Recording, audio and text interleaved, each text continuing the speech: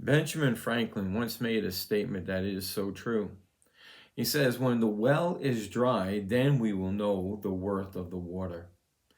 And that seems to be happening in our country right now. I know in Nevada, Lake Mead is starting to dry up, that the city of Las Vegas may be in trouble. I know that the surrounding areas of the Midwest and West have drought problems. In California, they have drought problems. What is happening to our country? What is happening to America? It's not only a dry and thirsty land in these areas. We have heat waves in other areas. We have potential shortages, rumors of war. All of these different things seem to be compounding against us. Is it because of climate change? Is it, I've heard things like somebody's manipulating the weather? Is it that? Or perhaps the problem is really biblical. You know, I remember a day when I was a kid that we would go to barbershops and you would hear people talking about just general things, more positive than negative. I remember the movie Barbershop. I love that movie, a couple that they made. Such down-home people. Mayberry. Can you find the Mayberry? Me and my wife, we were driving back one time from Tennessee, and we came across a restaurant called Harry's 55 in South Carolina. And it was such a blessing because we went in there and it was a hangout, almost like the old days, where some people were just talking positive about things. When things went wrong in America before, people came together. What is the problem?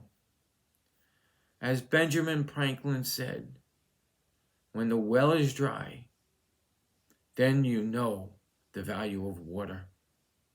When the well is dry biblically, when people don't go to their Bibles anymore, when it is all dried up, and people do what is right in their own eyes, you don't come together any longer. You know, there's a great story in the Bible, I think it's in John 4, where Jesus comes upon a woman who was coming out to get water in the middle of the day, the heat of the day, when nobody went out to get water. But Jesus came there on purpose for her. Jesus said to her, I thirst. Give me some water. And she was taken back because no Jew would ask a Samaritan, an unclean person, to bring them water. She says, how could you ask me that? It turns out that she needed the water that Jesus was offering more. She needed the water that springs up to everlasting life.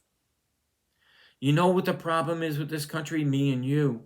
We need to go to the well and take from it the gifts that God has put in His Word.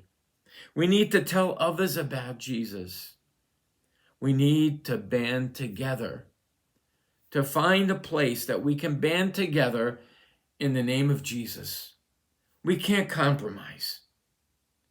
We got to love and we got to pray for this nation and pray for individuals that they would come to the knowledge that there is a truth and that it is appointed unto man once to die, and after that, the judgment. If you want to find out more, check in the description of this video.